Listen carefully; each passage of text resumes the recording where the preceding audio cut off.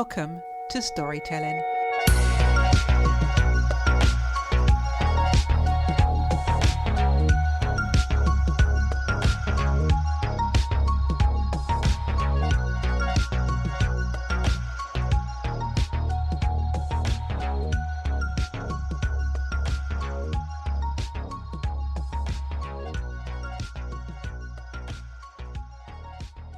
This week's guest is a dedicated filmmaker who sees filmmaking and advertising as storytelling art. Since starting commercial filmmaking in 2015, he has focused on creating narratives that deeply engage viewers through emotion. His career includes work in virtual studios, sports events like WTA Mallorca Open, and collaborations with German business speakers. Since 2019, he has been producing visual stunning content for top hi-fi brands, including Focal, Naim Audio, Bowers and Wilkins, and Bang Olufsen. His passion for storytelling began with childhood Lego play, now translating into impactful, award-winning cinematic work. Taking a look at his transition into his career, please welcome Christian Schu. Hello, Christian, and welcome to the podcast. Hi, Debbie. Thank you so much for having me. It's a pleasure to be on the show with you. Christian, your path into filmmaking wasn't a traditional one.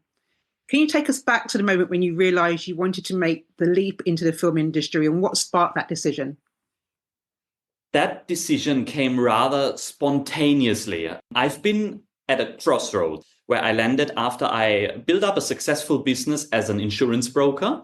And at the same time, I've been working with a business partner on building up companies and doing some coaching stuff, like coaching about financial difficulties and how finance and the money system works. And at the same time, of course, selling insurances and investments to these kind of people that are interested into this.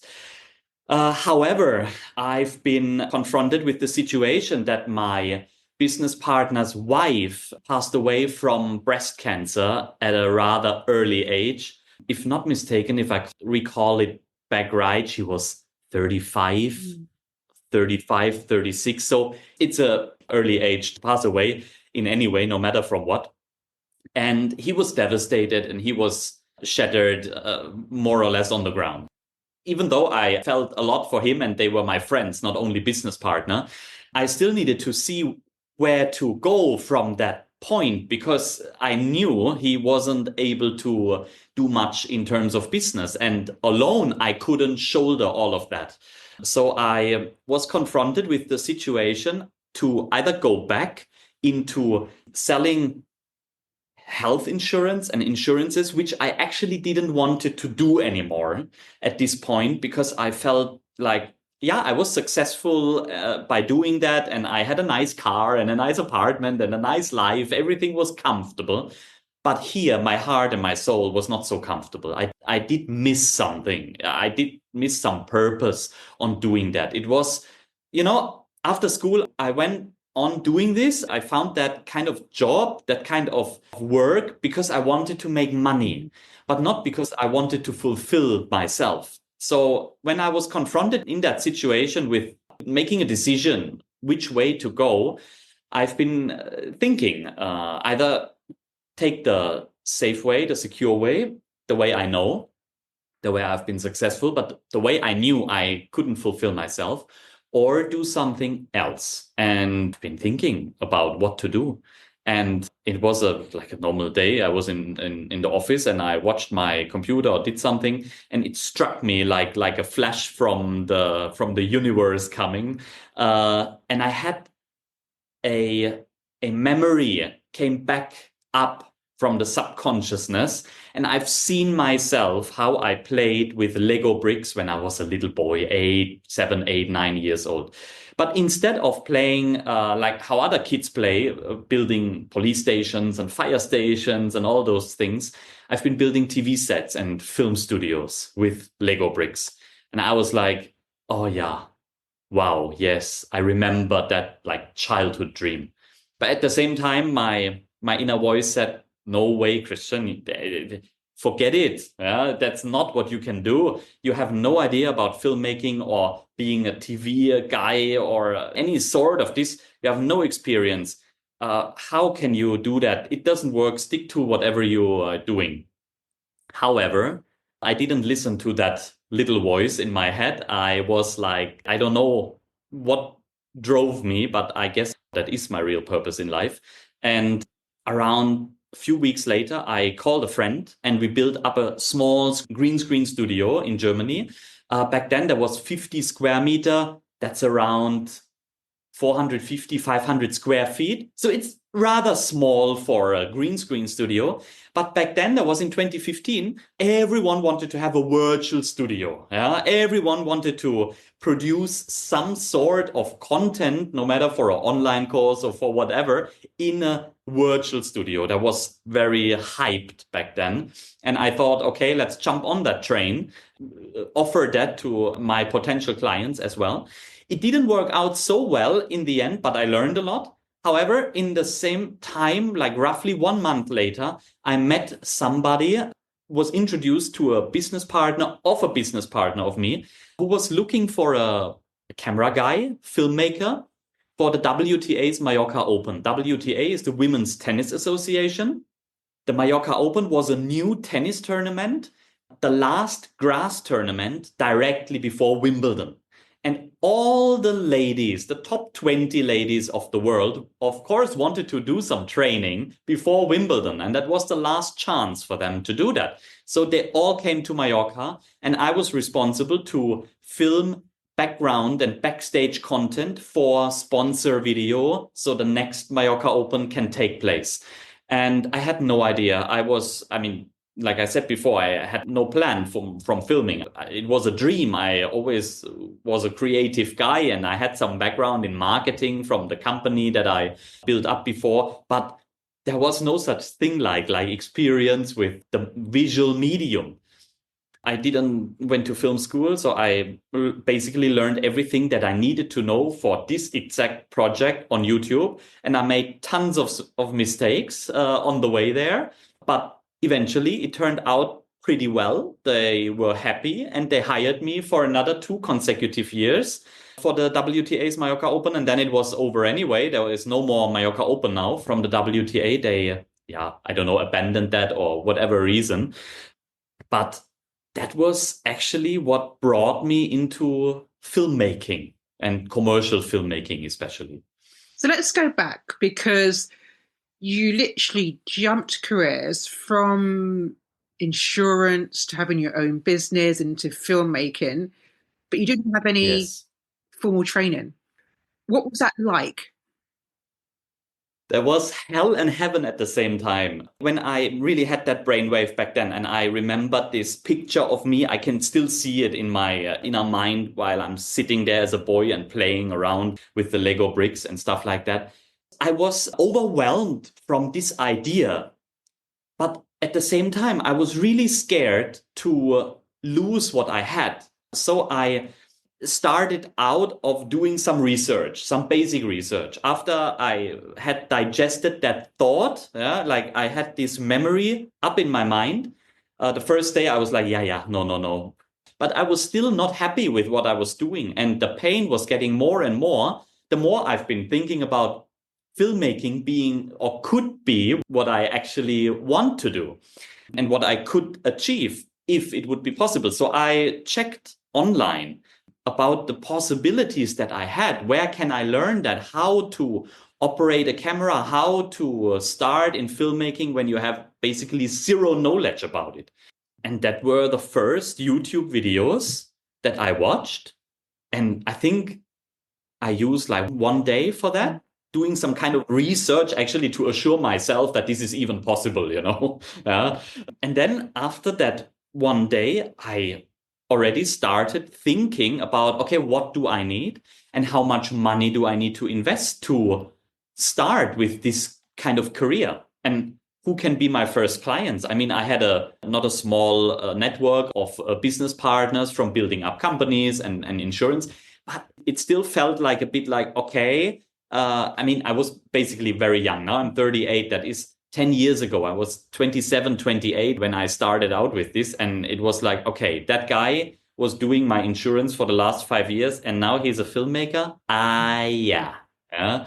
It sounds a bit fishy. Yeah? It sounds a bit like, okay, what is wrong? Does he have some brainwave for a half a year and then he quits that again and tries something else? Or is it a scam or what? Yeah. So I also had these thoughts of thinking this about me. So I knew already I needed to get to know new people that don't know me previously, that maybe then know me like, okay, yeah, this guy is built up a few companies and was successful in doing that, but now he decided to follow his heart. That was my idea.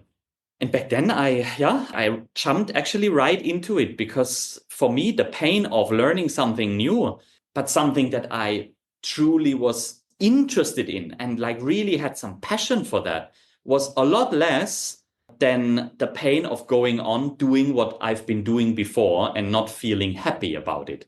So that's actually why I decided, even though, I mean, maybe I was a bit naive back then, to say like that, because I didn't expect it is so much to learn and such a long way. If I knew that this way would be so long and so full of challenges, I'm not sure if I've been going that way, but my passion just fueled it. And I said, okay, whatever obstacle will come, I will find a way to jump over it or to walk around it or to, yeah, however, overcome that. And it turned out to be true, my way of thinking. It was not always easy, but at the end, it was working. You said that you were driven by your passion, Yes. and it's not an easy thing to change or transition into another career. But were there any doubts or moments that you questioned yourself along the way because you had a very comfortable lifestyle previously and then you took this leap of faith? Yes. Were there moments of doubts? Yes, definitely. There were many moments of doubt. I mean, I tried to talk as less as possible with my family because I knew there would be coming up some like reservations, some sort of, are you sure that this is the right way? You're successful with your career already. Why would you want to change this and risk all of this? Yeah, but after I started to do that research and to check what I need and so on, that's what I mean with driven or fueled by this passion. I couldn't stop. I was so driven into that. I wanted to be creative. When I was a child, I was always that boy pressing every button that I was seeing somewhere. Yeah? There was a button I needed to press it, even though you shouldn't do that. And that also happened to me. I can tell you something. I know I was a boy, 5, 6, 7 years old, and we've been at my mom's bank. And she knew them. She knew that woman from the bank. And we've been not in front of the counter. Nowadays, you can't do that anymore. But back in the 90s, there was easy going. Yeah. And that woman, we've been going to the back, yeah, and behind her, like her desk and so on. And I've seen a button under her desk, yeah, was in a bank, yeah. And I thought like, that's a red button. Let's see, yeah, what happens. And I pressed that button. And I didn't tell anybody that I pressed that button, but 5 minutes later, the police arrived, yeah. And my mom apologized, I think 100 times. Yeah. Luckily, nothing big happened because, yeah, I was a little boy and that little boy, yeah, and so on. Oh my God, that kind of boy I've been, really pressing any button. Yeah. So together with curiosity of technical stuff, but at the same time, I've been always creative. I've been drawing a lot. I've been imagining worlds, let's say. And I thought back in that day, that can work pretty well together because I always loved new techie stuff. And then together with my creativity, I thought maybe I can do something about it. But all of my doubts and my ego talking with me, oh, you can't do that, you shouldn't do that, don't risk it, was actually basically muted by my passion about it. Mm-hmm. I really wanted to do something else. And this motivation, I think, also kept me going. I mean, the first 2 years were not easy. I had such a steep learning curve that I needed to get along with everything. I'm still a solo filmmaker. Yes, I have projects nowadays that includes a team and so on. But if you want to hire me as a filmmaker and it's a smaller project, I will come by myself. I don't need a big team. I can do all of this by myself. And I would say now, after 10 years doing that, I'm not the worst in it. Yeah? So I had to know and learn all by myself. And I also believe that if you lead a team in no matter what you're doing, it really doesn't matter. What you need to do is you have to know how it works. How, if you have somebody to help you on a certain topic, you need to know how that topic works. Otherwise, that person can tell you everything. Oh, it's not working because of this. Oh, it's not working because of that. And we are human. Sometimes they try to do that. And then I will be there and saying, no, I know it's working because I did that before. So please make it work in this and this or that and that way. And that's what I needed to achieve by myself. I needed to learn about lighting, about sound, about camera movement, about what visual is good, what is a golden ratio, and all of those techie and filmmaking related terms and industry knowledge. I needed to learn that all by myself. Otherwise, how can I be good in leading a team of experts in doing that if I don't know by myself how it's going to be done? And this was tough with a lot of mistakes and failures on the way. But of course, there were doubts. But to get back to your question, there were a lot of doubts. But I think the voice screaming, I want that, was a lot more loud than the doubts I have. And then it must have felt really heartwarming to have your big major breakthrough project, WTA, the Women's Tennis Association, land on your lap, as it were. That must have felt as though you'd actually found your place in this space that you wanted to be in. Yes, in fact, that was crazy because, I mean, back then I wasn't very religious or didn't think about in a spiritual way. But once I aligned myself to my purpose, whoever is there, I don't know, opened the gate. That was a month after I made the decision. And I met that guy and he introduced me to Mallorca Open, and from there many jobs came. So I guess it was the right decision to go that way. I don't know why, I don't know how, but I must have hit some spot, to do the right thing that worked for me. Because otherwise, if you're going a new way and it's not meant to be your way, you won't be successful in this, I believe. So looking back, do you think your non-traditional path gave you an advantage or a unique perspective as a filmmaker?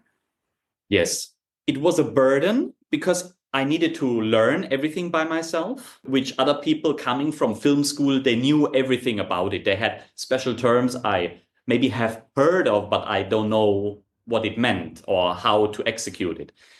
But what was different with me, and I worked with people who attended film school and all of these things, I've been able to, I would say, think outside the box, because there was one project I worked in Berlin on. I had a director.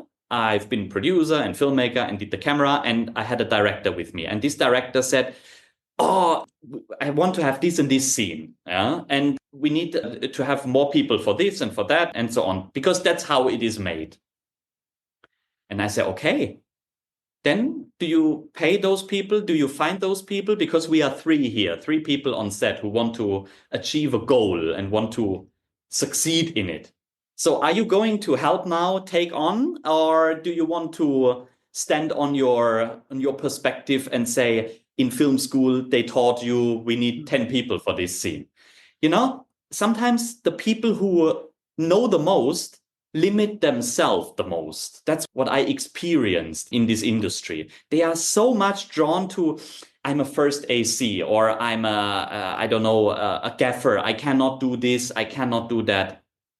Okay, but we are not enough people. Please come. You are one person. It won't break your heart if you be the boom guy for an hour, if you just hold the microphone above the talent, because we are not enough people. I mean, that's also with me. I can work on every station if it's necessary. It doesn't matter what name is written in the credit at the end. I'm the producer, I'm the director, I'm the DOP, whatever. I want to achieve that, and I want to make it work out. That's why we are here. I don't want to discuss the whole night with you about what is the correct way of doing it if we can achieve it faster, cheaper, in another way. So that was a bit challenging. At the same time, I think I was not so, like stitched to the correct way of doing that. I never learned it from a book. I learned it from doing it. That's a big difference, I think. And you've been doing this now for 10 years. So yes. What has been some of the highlights for you in terms of your filmmaking? One of the highlights is that I've just done my first ever featurette film, a 42 minutes film noir style about an aging woman who wants to kill somebody younger to be in her role. It's now on the way to all the film festivals, so let's see if I made any good job or not. Yeah. That's for sure one of my highlights. But when it comes when we're talking about industry and commercial filmmaking, because that's more or less my own project together with a very nice actress that I got to know on that path, on that way. When it comes to commercial work for clients, I made quite a few event movies, like after movies from some event with big German speakers in Germany, in Austria, in Switzerland. I worked for Naim Audio in Salisbury in the UK, one of the very popular audio and high-end companies. In France, I worked with Bang Olufsen, with Bowers and Wilkins. Yeah, with Naim Audio also. One of my highlights was for sure the Name for Bentley commercial, because Naim builds in all the subwoofers and loudspeakers in the Bentleys if you are willing to pay another 20 grand on top for your Bentley, because the sound system in the normal Bentley is maybe not enough for you. Yeah? So that work was challenging, but was really fun to do. I'm grateful for all these opportunities that I have a CEO or a CMO calling me saying, Christian, did you do this and this video for that and that brand? Yes. Okay. My name is from this and this company. Can you do that for us too? That's the biggest praise you can get, I think, as a filmmaker. Yeah? That you have clients checking on you and booking you again and again and again. I mean, with Focal, I worked for years. I still work for them. I still have some projects with them, with other companies. I'm still working with them. Macintosh Labs from the US, Bang Olufsen, Piega in Switzerland. These days, mostly in the hi-fi and high-end industry. I have a lot of clients. Christian, for others considering a big career shift into something creative, what advice would you give them? The creative industry is huge. It depends, of course, what you want to do. I mean, creative can be photography, videography, but can be also something like marketing, design. I mean, basically what I can really say as a tip or advice is listen to your heart. Listen, take care that there is silence around you, that you are not distracted. And then you close your eyes and you think, are you imagining yourself in that position? Is that something that fuels your desire and your passion? Or is that something you might consider doing because you can make money with it? If it's the second part, you shouldn't proceed. Because if you are doing something for money, you can be successful. You can reach certain height, certain barrier, but you can't cross it, because the rest is achieved by passion for it, by loving what you're doing. The best people in whatever industry they are in, they are successful because they love what they are doing. They deeply love. There is no doubt about, should I do that or not? There is only of course I do that. They don't even questioning it. So if you think you want to do something because of the money, then you don't do that. If you think you want to do something because that really fulfills you, then you should go ahead.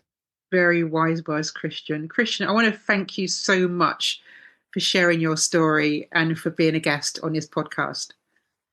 Thank you, Debbie. Thank you so much for having me and listening to my story. If you'd like further details about Christian, then please follow links in the show notes.